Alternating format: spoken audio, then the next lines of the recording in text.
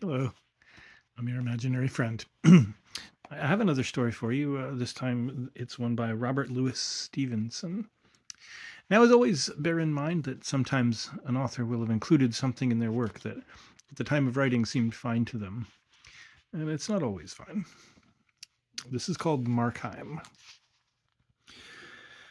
Yes, said the dealer, our windfalls are of various kinds.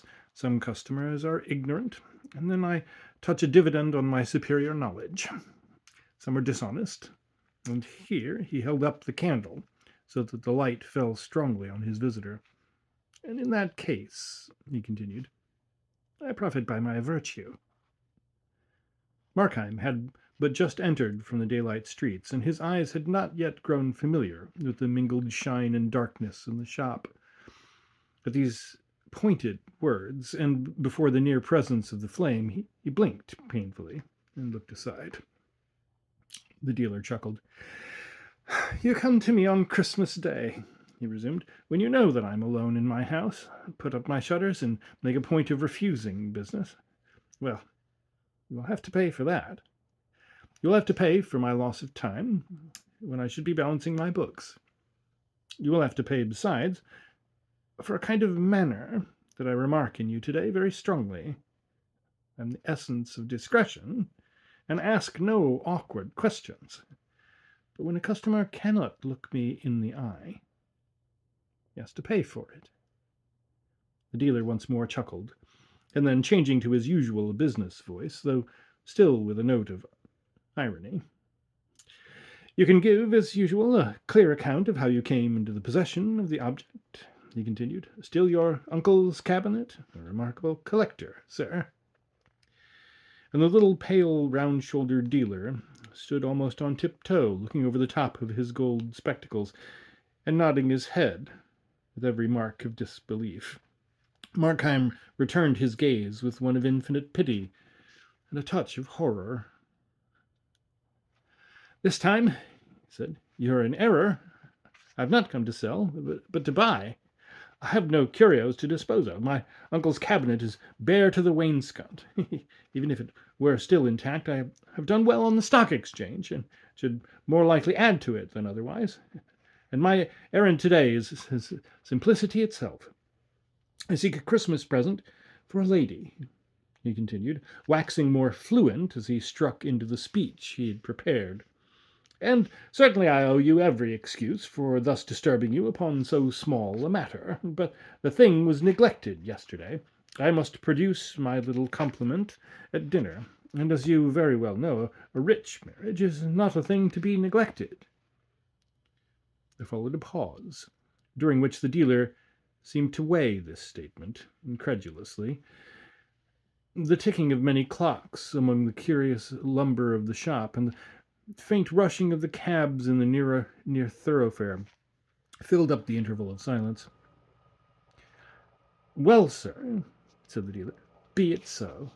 You're an old customer, after all, and if, as you say, you have the chance of a good marriage, far be it from me to be an obstacle. Here's a nice thing for a lady now, he went on. This hand-glass, 15th century warranted, comes from a good collection, too. But I reserve the name, in the interests of my customer, who was just like yourself, my dear sir, the nephew and sole heir of a remarkable collector. The dealer, while he thus ran on in his dry and biting voice, had stooped to take the object from its place, and as he had done so, a shock had passed through Markheim, a start both of hand and foot, a sudden leap of many tumultuous passions to the face. It passed as swiftly as it came, and left no trace beyond a certain trembling of the hand that now received the glass. A glass, he said hoarsely, and then paused and repeated it more clearly. A glass? For Christmas? Surely not. And why not? Cried the dealer. Why not a glass? Markheim was looking upon him with an indefinable expression. You ask me why not? He said. Why, look here, look in it. Look at yourself. Do you like to see it? No, nor I, nor any man. The little man had jumped back when Markheim had so suddenly confronted him with the mirror. But now, perceiving that there was nothing worse on hand, he chuckled. "Your future lady, sir, must be pretty hard favoured," said he. "I ask you," said Markheim, "for a Christmas present, and you give me this damned reminder of years and sins and follies, this hand conscience. Did you mean it? Had you a thought in your mind? Tell me. It would be better for you if you do. Come, tell me about yourself. I hazard a guess now that you are in secret a very charitable man." The dealer looked closely at his companion. It was very odd. Markheim did not appear to be laughing. There was something in his face like an eager sparkle of hope, but nothing of mirth. "What are you driving at?" the dealer asked. "Not charitable," returned the other gloomily. "Not charitable, not pious, not scrupulous, unloving, unbeloved, a hand to get money, a safe to keep it. Is that all? Dear God, man, is that all?" "I will tell you what it is," began the dealer with some sharpness, and then broke off again into a chuckle. "But I see this is a love match of yours, and you've been drinking the lady's health." "Ah!" cried Markham with a strange curiosity. "Ah! Have you been in love? Tell me about that." "I!" cried the dealer. "I in love? I never had the time. Nor have I the time today, for all this nonsense. Will you take the glass?" "Where's the hurry?" returned Markheim. "It is very pleasant to stand here talking, and life is so short and insecure that I would not hurry away from any pleasure, no, not even from one so mild a one as this. We should rather cling to what little we can get, like a man at a cliff's edge. Every second is a cliff, if you think upon it, a cliff a mile high, high enough, if we fall, to dash us out of every feature of humanity. Hence it is best to talk pleasantly. Let us talk of each other. Why should we wear this mask? Let us be confidential. Who knows? We might become friends." "I've just one word to say to you," said the dealer. "Either make your purchase, or walk out of my shop." True, said Markheim. "Enough fooling. To business. Show me something else." The dealer stooped once more, this time to replace the glass upon the shelf, his thin blonde hair falling over his eyes as he did so. Markheim moved a little nearer, with one hand in the pocket of his greatcoat. He drew himself up and filled his lungs. At the same time, many different emotions were depicted together on his face: terror, horror, and resolve, fascination, and physical repulsion, and through a haggard lift of his upper lip, his teeth looked out. "This, perhaps, may suit," observed the dealer, and then, as he began to re-arise, Markheim bounded from behind upon his victim. The long skewer-like dagger flashed and fell. The dealer struggled like a hen, striking his temple on the shelf, and then tumbled on the floor in a heap. Time had some score of small voices in that shop, some stately and slow, as was becoming to their great age, others garrulous and hurried. All these told out the seconds in an intricate chorus of tickings. Then the passage of a lad's feet, heavily running on the pavement, broke in upon these smaller voices and startled Markheim into the consciousness of his surroundings.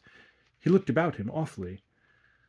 The candle stood on the counter, its flames solemnly wagging in a draught, and by that inconsiderable movement the whole room was filled with noiseless bustle, and kept heaving like a sea, the tall shadows nodding, the gross blots of darkness swelling and dwindling as with respiration, the faces of the portraits and the china gods changing and wavering like images in water.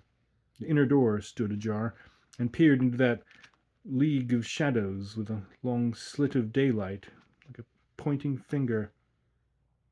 From these fear-stricken rovings, Markheim's eyes returned to the body of his victim, where it lay both humped and sprawling, incredibly small and strangely meaner than in life. In these poor, miserly clothes and that ungainly attitude, the dealer lay like so much sawdust. Markheim had feared to see it, and Lo, it was nothing. And yet, as he gazed, this bundle of old clothes and pool of blood began to find eloquent voices. There it must lie. There was none to work the cunning hinges or direct the miracle of locomotion. There it must lie till it was found. Found! Ay, and then would this dead flesh lift up a cry that would ring over England and fill the world with the echoes of pursuit. Ay, dead or not, this was still the enemy. Time was that when the brains were out, he thought, and the first words struck into his mind. Time, now that the deed was accomplished, time which had closed for the victim, had become instant and momentous for the slayer. The thought was yet in his mind, when first one and then another, with every variety of pace and voice, one deep as the bell from a cathedral turret, another ringing on its treble notes the prelude of a waltz, the clocks began to strike the hour of 3 in the afternoon. The sudden outbreak of so many tongues in that dumb chamber staggered him. He began to bestir himself, going to and fro with the candle, beleaguered by moving shadows, and startled to the soul by chance reflections. In many rich mirrors, some of home design, some from Venice or Amsterdam, he saw his face repeated and repeated, as if it were an army of spies. His own eyes met and detected him, and the sound of his own steps, lightly as they fell, vexed the surrounding quiet. And still, as he continued to fill his pockets, his mind accused him with a sickening iteration of the 1,000 faults of his design. He should have chosen a more quiet hour. He should have prepared an alibi. He should not have used a knife. He should have been more cautious, and only bound and gagged the dealer, and not killed him. He should have been more bold and killed the servant also. He should have done all things otherwise. Poignant regrets, weary, incessant toiling of the mind to change what was unchangeable, to plan what was now useless, to be the architect of the irrevocable past. Meanwhile, and behind all this activity, brute terrors like the scurrying of rats in a deserted attic filled the more remote chambers of his brain with riot. The hand of the constable would fall heavy on his shoulder, and his nerves would jerk like a hooked fish.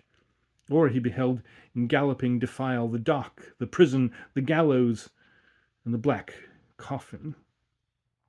Terror of the people in the street sat down before his mind like a besieging army. It was impossible, he thought, but that some rumor of the struggle must have reached their ears and set on edge their curiosity. And now in all the neighboring houses he divined them sitting motionless and with uplifted ear, solitary people, condemned to spend Christmas dwelling alone on memories of the past, and now, startlingly recalled from that tender exercise, happy family parties struck into silence round the table, the mother still with raised finger, every degree and age and humour, but all by their own hearths, prying and harking, and weaving the rope that was to hang him.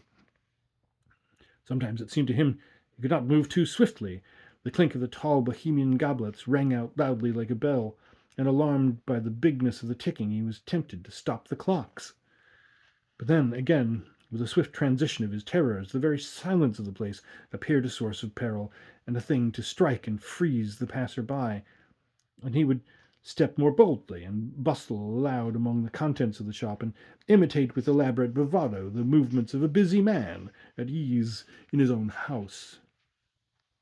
But he was now so pulled about by different alarms that, while one portion of his mind was still alert and cunning, another trembled on the brink of lunacy. One hallucination in particular took a strong hold on his credulity. The neighbour hearkening with white face beside his window, the passer-by arrested by a horrible surmise on the pavement. These could at worst suspect, they could not know. Through the brick walls and shuttered windows only sounds could penetrate, but here, within the house, was he alone? He knew he was. He had watched the servant set forth, sweethearting, in her poor best, out for the day, written in every ribbon and smile. Yes, he was alone, of course. And yet, in the bulk of empty house above him, he could surely hear a stir of delicate footing. He was surely conscious, inexplicably conscious, of Some presence. Aye, surely. To every room and corner of the house, his imagination followed it. Now it was a faceless thing, and yet had eyes to see with, and again it was a shadow of himself. And yet again, behold, the image of the dead dealer, re-inspired with cunning and hatred. At times, with a strong effort, he would glance at the open door, which still seemed to repel his eyes. The house was tall, the skylight small and dirty, the day blind with fog, and the light that filtered down to the ground story was exceedingly faint, and showed dimly on the threshold of the shop. And yet, in that strip of doubtful brightness, did there not hang wavering a shadow? Suddenly, from the street outside, a very jovial gentleman began to beat with a staff on the shop door, accompanying his blows with shouts and railleries in which the dealer was continually called upon by name. Markheim, smitten into ice, glanced at the dead man. But no, he lay quite still. He was fled away far beyond earshot of these blows and shoutings. He was sunk beneath seas of silence, and his name, which would once have caught his notice above the howling of a storm, had become an empty sound. And presently the jovial gentleman desisted from his knocking and departed. Here was a broad hint to hurry what remained to be done, to get forth from this accusing neighborhood, to plunge into a bath of London multitudes, and to reach on the other side of day that haven of safety and apparent innocence, his bed. One visitor had come, at any moment another might follow, and be more obstinate. To have done the deed, and yet not reap the profit, would be too abhorrent a failure. The money, that was now Markheim's concern, and as a means to that, the keys. He glanced over his shoulder at the open door, where the shadow was still lingering and shivering, and with no conscious repugnance of the mind, yet with a tremor of the belly, he drew near the body of his victim. The human character had quite departed. Like a suit half stuffed with bran, the limbs lay scattered, the trunk doubled on the floor, and yet the thing repelled him. Though so dingy and inconsiderable to the eye, he feared it might have more significance to the touch. He took the body by the shoulders and turned it on its back. It was strangely light and supple, and the limbs, as if they had been broken, fell into the oddest postures. The face was robbed of all expression, but it was as a pile of wax, it was as pale as wax, and shockingly smeared with blood about one temple. That was for Markheim the one displeasing circumstance. It carried him back upon the instant to a certain fair day in a fisher's village, a grey day, a piping wind, a crowd upon the street, the blare of brasses, the booming of drums, the nasal voice of a ballad singer, and a boy going to and fro, buried overhead in the crowd and divided between interest and fear, until, coming out upon the chief place of concourse, he beheld a booth and a great screen with pictures, dismally designed, garishly coloured. Brownrigg with her apprentice, the Mannings, their murdered guest, Weir in the death grip of Thurtell, and a score besides of famous crimes. The thing was as clear as an illusion. He was once again that little boy. He was looking once again with the same sense of physical revolt at these vile pictures. He was still stunned by the thumping of the drums. The bar of that day's music returned upon his memory, and at that, for the first time, a qualm came over him, a breath of nausea, a sudden weakness of the joints, which he must instantly resist and conquer. He judged it more prudent to confront than to flee from these considerations, looking the more hardily in the dead face, bending his mind to realize the nature and greatness of his crime. So little a while ago, that face had moved with every change of sentiment, that pale mouth had spoken, that body had been all on fire with governable energies, and now, by his act, that piece of life had been arrested, as the horologist with interjected finger arrests the beating of the clock. So he reasoned in vain. He could rise to no more remorseful consciousness. The same heart which had shuddered before the painted effigies of crime looked on its reality, unmoved. At best, he felt a gleam of pity for one who had been endowed in vain with all those faculties that can make the world a garden of enchantment, one who had never lived, and who was now dead. But of penitence, no. Not a tremor.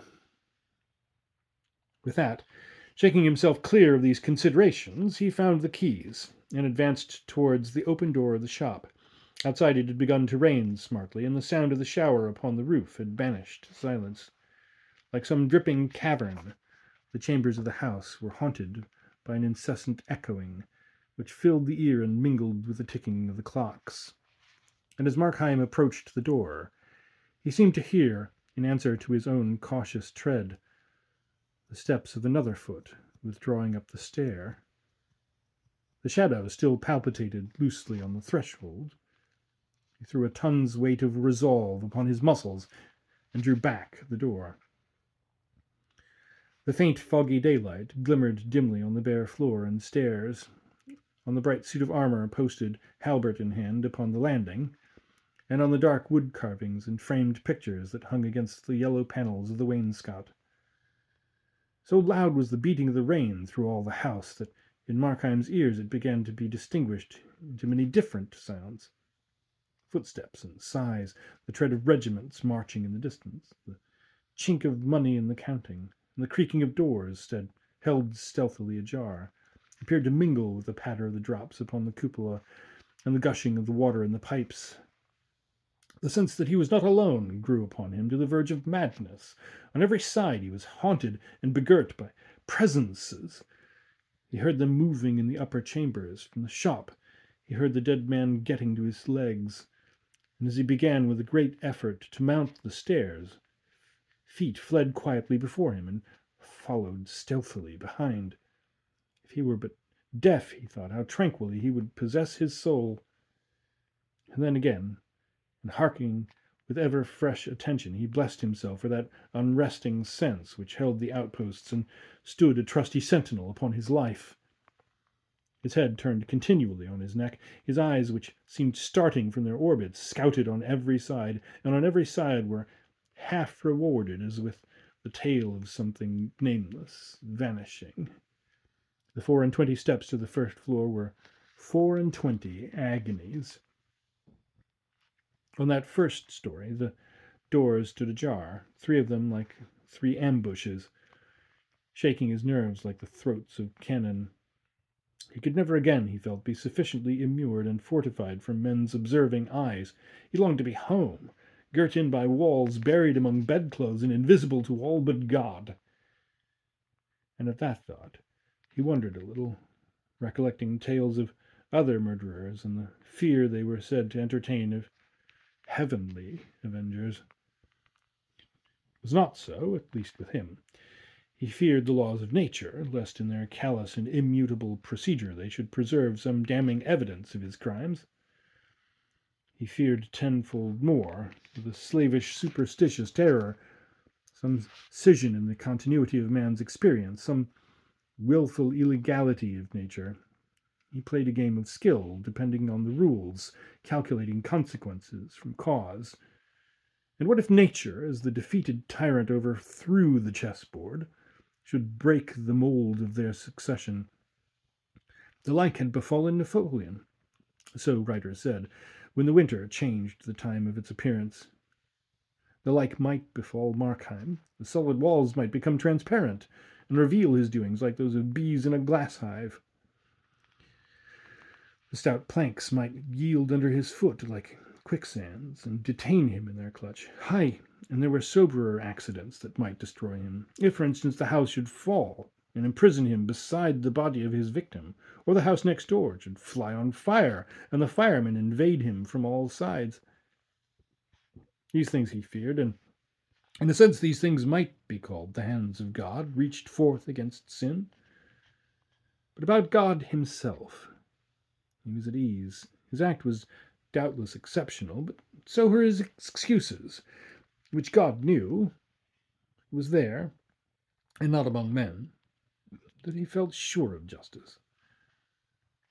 When he had got safe into the drawing-room and shut the door behind him, he was aware of a respite from alarms.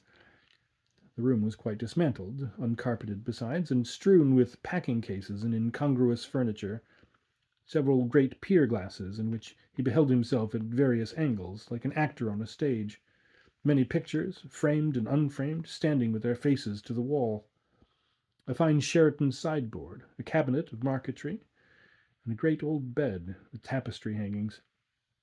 The windows opened to the floor, but by great good fortune the lower part of the shutters had been closed, and this concealed him from the neighbours. Here, then, Markheim drew in a packing-case before the cabinet, and began to search among the keys. It was a long business, for there were many, and it was irksome, besides, for, after all, there might be nothing in the cabinet, and time was on the wing. But the closeness of the occupation sobered him. With the tail of his eye he saw the door, even glanced at it from time to time directly, like a besieged commander pleased to verify the good estate of his defences. But in truth he was at peace. The rain falling in the street sounded natural and pleasant. Presently, on the other side, the notes of a piano wakened to the music of a hymn, and the voices of many children took up the air and words. How stately, how comfortable was the melody, how fresh the youthful voices! Markheim gave ear to it smilingly as he sorted out the keys, and his mind was thronged with answerable ideas and images, church-going children, and the pealing of the high organ, children afield, bathers by the brookside, ramblers on the brambly common, kite-flyers in the windy and cloud-navigated sky, and then, at another cadence of the hymn, back again to church, and the somnolence of summer Sundays, and the high genteel voice of the parson, which he smiled a little to recall, and the painted Jacobean tomes, and the dim lettering of the 10 Commandments in the chancel. And as he sat thus, at once busy and absent, he was startled to his feet. A flash of ice, a flash of fire, a bursting gush of blood went over him, and then he stood, transfixed and thrilling. A step mounted the stair, slowly and steadily, and presently a hand was laid upon the knob, and the lock clicked, and the door opened. Fear held Markheim in a vice. What to expect he knew not, whether the dead man walking, or the official ministers of human justice, or some chance witness blindly stumbling in to consign him to the gallows. But when a face was thrust into the aperture, glanced round the room, looked at him, nodded, and smiled, as if in friendly recognition, and then withdrew again, and the door closed behind it, his fear broke loose from his control in a hoarse cry. At the sound of this, the visitant returned. "Did you call me?" he asked pleasantly, and with that he entered the room and closed the door behind him. Markheim stood and gazed at him with all his eyes. Perhaps there was a film upon his sight, but the outlines of the newcomer seemed to change and waver, like those of the idols in the wavering candlelight of the shop. And at times he thought he knew him, and at times he thought he bore a likeness to himself, and always, like a lump of living terror, there lay in his bosom the conviction that this thing was not of the earth, and not of God. And yet the creature had a strange air of the commonplace, as he stood looking on Markheim with a smile, and when he added, "You are looking for the money, I believe," it was in the tones of everyday politeness. Markheim made no answer. "I should warn you," resumed the other, "that the maid has left her sweetheart earlier than usual, and will soon be here. If Mr. Markheim be found in this house, I need not describe to him the consequences." "You know me," cried the murderer. The visitor smiled. "You've long been a favourite of mine," he said, "and I have long observed and often sought to help you." "What are you?" cried Markheim. "The devil?" "What I may be," returned the other, "cannot affect the service I propose to render you." "It can," cried Markheim. "It does. Be helped by you? No. Never, not by you. You do not know me yet. Thank God you do not know me. I know you, replied the visitant with a sort of kind severity, or rather firmness. I know you to the soul. Know me? Cried Markheim. Who can do so? My life is but a travesty and slander on myself. I've lived to belie my nature. All men do. All men are better than this disguise that grows about and stifles them. You see each dragged away by life, like one whom bravos have seized and muffled in a cloak. If they had their own control, if you could see their faces, they would be altogether different. They would shine out for heroes and saints. I'm worse than most. Myself is more overlaid. My excuse is known to me and God. But had I the time, I could disclose myself. To me? Inquired the visitant. To you, before all, returned the murderer. I supposed you were intelligent. I thought, since you exist, you would prove a reader of the heart. And yet, you would propose to judge me by my acts. Think of it, my acts. I was born and I've lived in a land of giants. Giants have dragged me by the wrist since I was born out of my mother, the giants of circumstance. And you would judge me by my acts. But can you not look within? Can you not understand that evil is hateful to me? Can you not see within me the clear writing of conscience, never blurred by any wilful sophistry, although too often disregarded? Can you not read me for a thing that surely must be common as humanity, the unwilling sinner? All this is very feelingly expressed, was the reply, but it regards me not. These points of consistency are beyond my province, and I care not in the least by what compulsion you may have been dragged away, so as you are but carried in the right direction. But time flies, the servant delays, looking in the faces of the crowd and at the pictures on the hoardings, but still she keeps moving nearer. And remember, it is as if the gallows itself was striding towards you through the Christmas streets. Shall I help you? I, who know all, shall I tell you where to find the money? For what price? Asked Markheim. I offer you the service for a Christmas gift, returned the other. Markheim could not refrain from smiling with a kind of bitter triumph. No, said he, I will take nothing at your hands. If I were dying of thirst, it was your hand that put the pitcher to my lips. I should find the courage to refuse. It may be credulous, but I will do nothing to commit myself to evil. I have no objection to a deathbed repentance, observed the visitant. Because you disbelieve their efficacy? Markheim cried. I do not say so, returned the other, but I look on these things from a different side, and when the life is done, my interest falls. The man has lived to serve me, to spread black looks under color of religion, or to sow tares in the wheat field, as you do in a course of weak compliance with desire. Now that he draws so near to his deliverance, he can add but one act of service, to repent, to die smiling, and thus to build up in confidence and hope the more timorous of my surviving followers. I'm not so hard a master. Try me, accept my help. Please yourself in life as you have done hitherto. Please yourself more amply. Spread your elbows at the board, and when the night begins to fall and the curtains to be drawn, I tell you, for your greater comfort, that you will find it even easy to compound your quarrel with your conscience, and to make a truckling peace with God.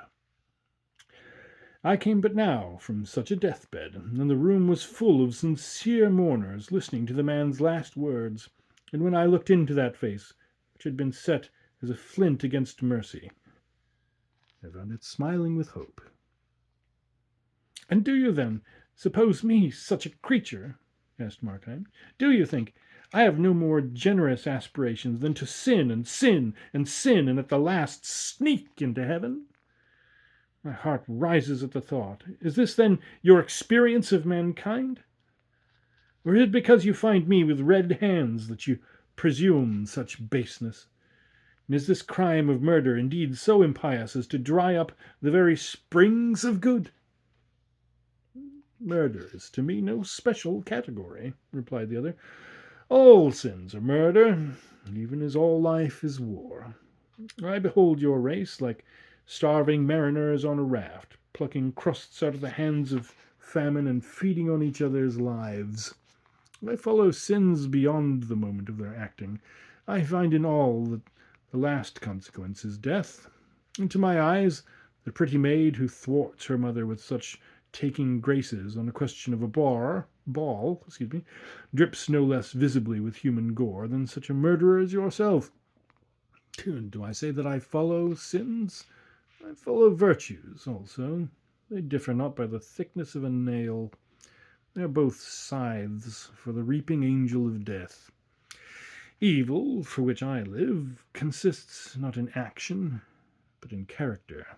The bad man is dear to me, not the bad act, whose fruits, if we could follow them far enough down the hurtling cataract of the ages, might yet be found more blessed than those of the rarest virtues.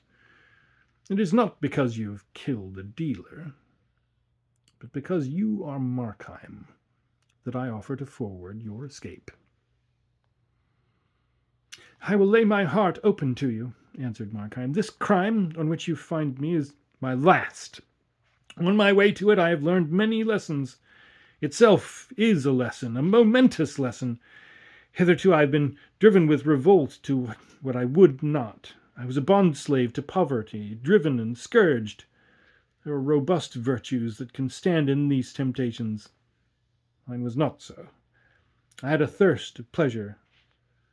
But today, and out of this deed, I pluck both warning and riches, both a power and a fresh resolve to be myself.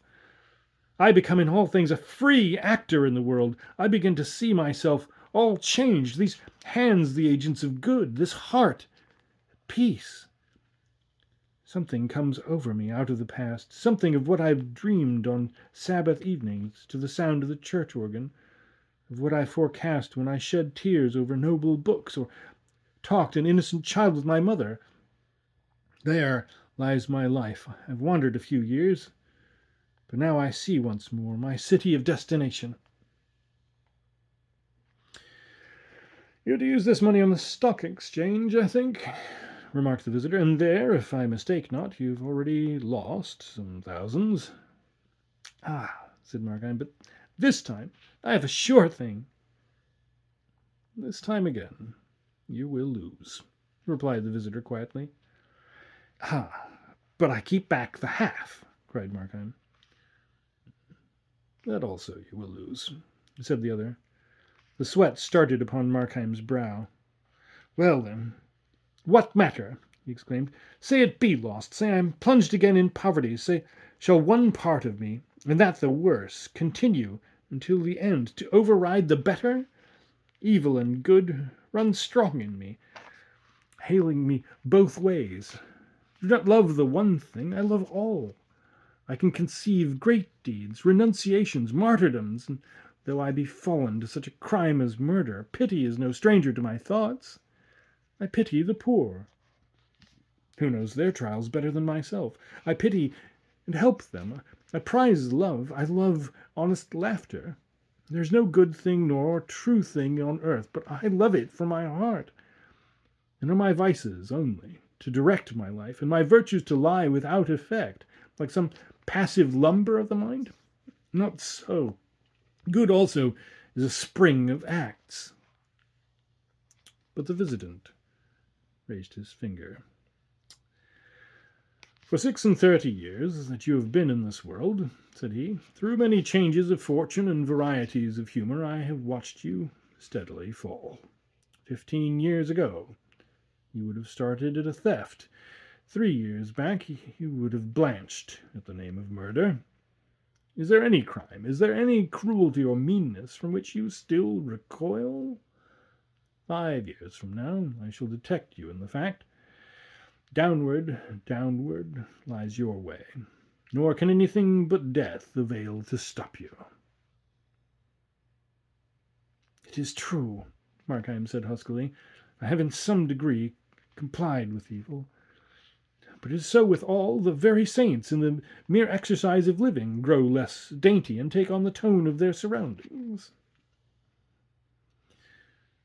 "I will propound to you one simple question," said the other, "and as you answer I shall read to you your moral horoscope. You've grown in many things more lax. Possibly you do right to be so. And at any account, 'tis the same with all men. But granting that, are you in any one particular, however trifling, more difficult to please with your own conduct? Or do you go in all things with a looser rein?" "In any one?" repeated Markheim, with an anguish of consideration. "No," he added with despair, "in none. I have gone down in all." "Then," said the visitor, "content yourself with what you are, for you will never change, and the words of your part on this stage are irrevocably written down."